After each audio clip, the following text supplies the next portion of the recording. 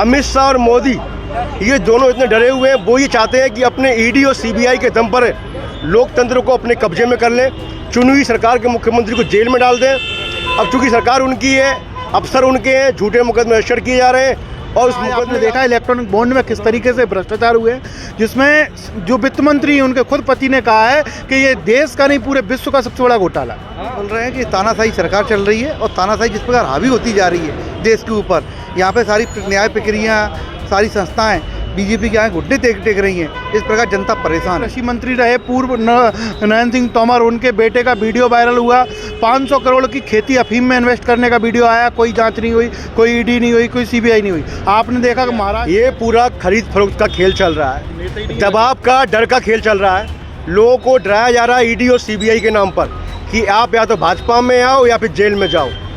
ऐसे लोगों को तोड़ने का काम किया जाए कि इतने बड़े बड़े नेताओं के यहाँ 1000 रेड डाल दी, हजारों लोगों को लगा दिया, एक अठन्नी की कहीं भी जब्ती नहीं हुई। मुख्यमंत्री जो कि अगर आवाज़ उठा रहा है तो उसको जेल में डाल दिया जाएगा। तो इस आने वाले समय में इस देश में भ्रष्टाचार होता रहेगा, पटवारी घोटाले होते रहेंगे, व्यापम जैसे घोटाले होते रहेंगे, कोई आवाज़ उठाने वाला मिलेगा नहीं। अगर आवाज़ उठाएगा तो उसको इसी तरह से दमन किया जाएगा। कहाँ से आए हैं आप? ग्वालियर से। ग्वालियर से। केजरीवाल को जो जेल में बंद किया गया है, कैसे देखते हैं? मैं इसको ऐसे देखता हूँ कि इस देश में तानाशाही की पराकाष्ठा है कि अगर इस देश में पहली बार ऐसा हो रहा है कि एक सिटिंग मुख्यमंत्री हो, एक ऐसे मुख्यमंत्री जिसको पूरे देश के अंदर सबसे ज़्यादा जनमत से चुना गया, उसको एक झूठे मामले में फंसाने की कोशिश हो रही है। लोकसभा चुनाव के बिल्कुल मुहाने पे खड़े होके उसको जेल में डाला गया है, इसलिए क्योंकि वो वोट ना मांग पाए। मैं इसको ऐसे भी देखता हूँ कि अगर एक मुख्यमंत्री जो कि अगर आवाज़ उठा रहा है तो उसको जेल में डाल दिया जाएगा। तो इस आने वाले समय में इस देश में भ्रष्टाचार होता रहेगा, पटवारी घोटाले होते रहेंगे, व्यापम जैसे घोटाले होते रहेंगे, कोई आवाज़ उठाने वाला मिलेगा नहीं। अगर आवाज़ उठाएगा तो उसको इसी तरह से दमन किया जाएगा। देश के दो मुख्यमंत्री को जेल में बंद किया गया है जी। क्या कहा जा रहा है कि तानाशाही चले, तानाशाही हटाओ, लोकतंत्र बचाओ? कैसे देख रहे हैं इस नारे को आप? मैं इसको ऐसे देख रहा हूँ कि भाजपा के नीचे गिरने की कोई लक्ष्मण रेखा नहीं है। भाजपा का हमेशा से दलित, SC ST जो कमज़ोर वर्ग है, इन पे हमेशा से हमला रहा है। उनको नहीं देखा जाता कि एक दलित, एक आदिवासी समाज का मुख्यमंत्री, एक प्रदेश का मुख्यमंत्री कैसे बन गया। तो उनका पूरा उद्देश्य है, इसी तरह उन्होंने झारखंड में पहले मुख्यमंत्री को जेल में डाला, फिर सरकार तोड़ने की कोशिश की, लेकिन उसमें सफल नहीं हो पाए। यही प्रयास वो मध्य प्रदेश, यहाँ पर दिल्ली में कर रहे हैं। केजरीवाल जी को जेल में इसीलिए डाला गया कि कैसे भी करके सरकार तोड़ें, सरकार से हटाएं, क्योंकि हरा तो पा नहीं रहे, जनता उनके संग नहीं है। आज आप देख रहे हैं कि लाखों लोग दिल्ली की सड़कों पर उतरे हुए हैं। बीजेपी हमेशा से ये कह रही कि केजरीवाल ने स्कैम किया है शराब घोटाला का। इसको कैसे देखना है, जिसमें कि मनीष सिसोदिया, संजय सिंह ऐसे तमाम बड़े नेता अभी भी ईडी का छापा पड़ ही रहा है? मैं इसको बड़ा हास्यास्पद है कि आप ये देखिए कि इतने बड़े बड़े नेताओं के यहाँ 1000 रेड डाल दी, हजारों लोगों को लगा दिया, एक अठन्नी की कहीं भी जब्ती नहीं हुई। और मैं इतना बड़ा चैलेंज कह रहा हूँ कि भाजपा के इतने बड़े बड़े नेता छोड़िए, भाजपा की यहाँ सरकार है सिटिंग, आप वहाँ यहाँ ग्वालियर में आ जाइए, अगर एक छोटे से पदाधिकारी जिलाध्यक्ष का छापा डाल दोगे तो करोड़ों रुपए का मिलेगा। वहाँ नरोत्तम मिश्रा एक मंत्री हैं, यहाँ के केंद्रीय मंत्री रहे, कृषि मंत्री, पूर्व गृह मंत्री हैं, यहाँ के कृषि मंत्री रहे पूर्व नरेंद्र सिंह तोमर, उनके बेटे का वीडियो वायरल हुआ। 500 करोड़ की खेती अफीम में इन्वेस्ट करने का वीडियो आया, कोई जांच नहीं हुई, कोई ईडी नहीं हुई, कोई सीबीआई नहीं हुई। आपने देखा कि महाराष्ट्र के अंदर अभी जो पूर्व कांग्रेस के मुख्यमंत्री थे अशोक चौहान, जिनको मुख्यमंत्री जिनको नरेंद्र मोदी जी ने खुद कहा था कि वो लीडर नहीं है, डीलर है, और वो डीलर जब भाजपा में जाते हैं तो एक दिन लगता है और राज्यसभा में उनको टिकट दे दिया जाता है। तो इससे स्पष्ट दिखता है कि भ्रष्टाचार की कार्रवाई नहीं है, सीधा सीधा राजनीतिक लाभ लेने के लिए या फंसाने के लिए कार्रवाई। भ्रष्टाचार को लेके केजरीवाल पहले राहुल गांधी को भी घेरते थे, सोनिया गांधी को लेके भी, लेकिन आज सब सम्मिलित हैं। पहले जब कांग्रेस की सरकार थी तो उस समय कांग्रेस व्यक्ति को नहीं घेरते थे, उस समय कांग्रेस की सरकार में जो भ्रष्टाचार हुए थे हम उसको लेकर आवाज़ उठाते थे, लेकिन वो सरकार चली गई।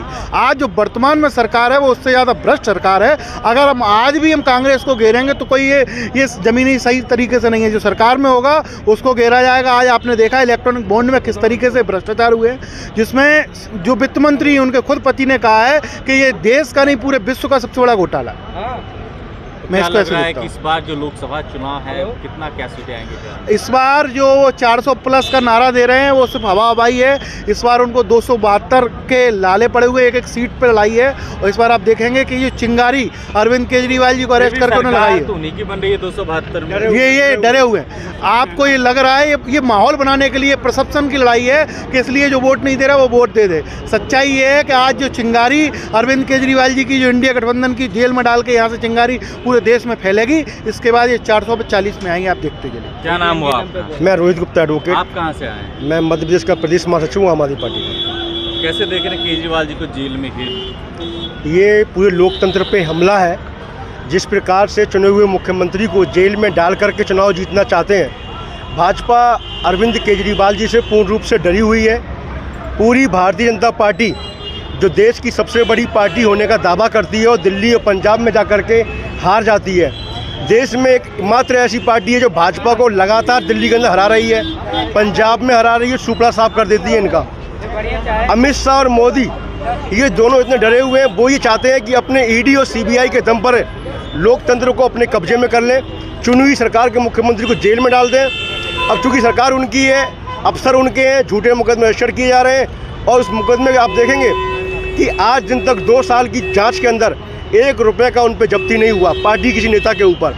सुप्रीम कोर्ट तक ये कह रहा है कि इनके खिलाफ कोई सबूत नहीं है, उसके बावजूद भी इनको जेल में डाला जा रहा है, कोई चार्जशीट नहीं। सांसद तो टूट के बीजेपी में जा रहे हैं। निश्चित रूप से आप बीजेपी ये ने उनको मानिए टिकट भी दे दिया। ये पूरा खरीद फरोख्त का खेल चल रहा है, दबाव का, डर का खेल चल रहा है।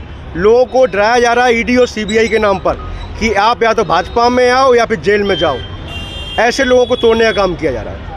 अब भगवंत मान भी हैं, कैसे देख रहे हैं? आज तो सभी नेता यहाँ पे जुटे हैं। पूरे देश के अंदर दिल्ली की सरकार का मॉडल, पंजाब सरकार का मॉडल देश में लोग सराह रहे हैं। बिजली, पानी, शिक्षा, स्वास्थ्य को लेकर के लोग जितनी सराहना कर रहे हैं ना, आज राजनीति बदल गई है। आज काम की बात कर रहा है, राजनीति में काम चाहिए लोगों को, और वो काम की राजनीति अरविंद केजरीवाल ने करके दिखाई है और देश की जनता उन पर विश्वास करती है। हमको न्यायपालिका पे पूर्ण भरोसा है, जल्दी ही वो हमारे बीच में आएंगे अरविंद केजरीवाल जी, और आप सबका प्यार, उन दुआएं उनके साथ में है। मुख्तार अंसारी का भी कहा जा रहा है कि आरोप लगाया जा रहा है कि जहर दे के मारा गया उनको। जिस प्रकार से भारतीय जनता पार्टी जो काम कर रही है, वो आप ये देखिए कि लोगों को डराना, धमकाना, जेल में बंद करना, और जिस प्रकार से विकास दुबे का एनकाउंटर कर दिया जाता है, पूरा देश का मीडिया देखता है कि जानबूझ करके अपराध किया जाता है। सरकार के लोग हैं, मरवा देंगे, क्या दिक्कत है, लेकिन कौन जांच करेगा इनकी? इनके ऊपर न्यायपालिका है, न्यायपालिका पर हमको पूरा भरोसा है कि न्याय लोगों को मिलेगा। आप कहाँ से आए हैं? मैं भी ग्वालियर से आया हूँ, मेरा नाम कुलदीप बाथम है। क्या माहौल रखा है मध्य प्रदेश का? मध्य प्रदेश में और सभी जगह लोग बिल्कुल बोल रहे हैं कि तानाशाही सरकार चल रही है और तानाशाही जिस प्रकार हावी होती जा रही है देश के ऊपर, यहाँ पे सारी न्याय प्रक्रिया, सारी संस्थाएं बीजेपी के यहाँ घुटने टेक रही हैं। इस प्रकार जनता परेशान है। बीजेपी का खुद का कुछ नहीं है, वो टैग लगा के आदमी को लेकर आती है और अपना टैग लगा देती है, उस टैग से जितवाती है। तभी लोगों को जेल में डाल के उनके आदमी खरीद लेना, परेशान करना, विधायक खरीद लेना, ये सारा पैसा जो देश का आज भ्रष्टाचार के ऊपर कमाया हुआ है, 1 नंबर में भ्रष्टाचार 1 नंबर में कर रहे हैं। इस पैसे को सब कहाँ लगाते हैं? इनके लीडरों को खरीदने में, विधायकों को खरीदने में, सरकार गिराने में। इसलिए टैग लगाओ और अपना आदमी को चुनाव लड़ाओ।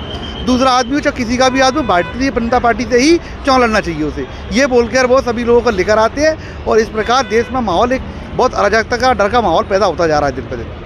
फिर केजरीवाल ने घोटाला किया है, तभी तो वो आज ईडी की गिरफ्त में है और न्यायालय ने भी ईडी की आप गिरफ्त घोटाला में कैसे रखा है। मानते हो? जिस घोटाले को लेकर के बीजेपी कहती थी कि 2000 करोड़ घोटाला है, 2000 करोड़ का, 1800 करोड़ का, 800 करोड़ का, मगर आप ये देखिए कि इस घोटाले में जितने भी मुख्य आरोपी हैं वो सारे लोग ईडी के छापे के बाद भारतीय जनता पार्टी को चंदा देते हैं। जो मुख्य आरोपी है, अभी उसके पिता को टिकट दिया गया है टीडीए से, है ना, रेड्डी बंधु हैं वो, उनको टिकट दिया गया। इससे स्पष्ट तौर पे साबित होता है कि भारतीय जनता पार्टी में आओ, चंदा दो, जमानत लो, मुकदमे से बरी हो जाओ। आज जितने भी प्रफुल्ल पटेल घोटाला हुआ, 850 करोड़, नवीन जिंदल, जितने भ्रष्टाचारी थे उन सबको भारतीय जनता पार्टी लेने का काम कर रही है।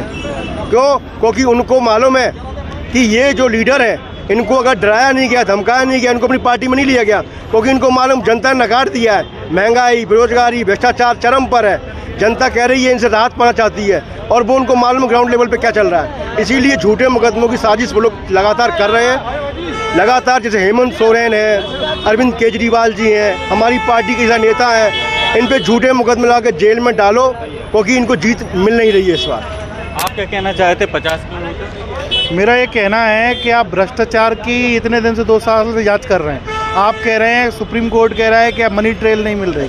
आप जिस शराब का मुख्य आरोपी है, जिसके बेस पे इसके बयान के आधार पर अरविंद केजरीवाल जी को अरेस्ट किया गया, उसका इलेक्ट्रल बोर्ड ने खुलासा कर दिया कि वो व्यक्ति अरेस्ट होता है, अरेस्ट होने के 4 दिन बाद 5 करोड़ का चंदा देता है, उसके बाद फिर उसको दबाव बनाया जाता है, उसकी बेल खारिज की जाती है। जब वो सरकारी गवाह बन जाता है, अरविंद केजरीवाल जी के लिए बयान देने को तैयार हो जाता है, तब उसको जमानत मिलती है, फिर वो 50 करोड़ का चंदा देता है भारतीय जनता पार्टी को।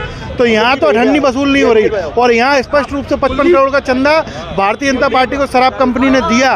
तो ये स्पष्ट दिख रहा है कि घोटाला कहाँ हुआ।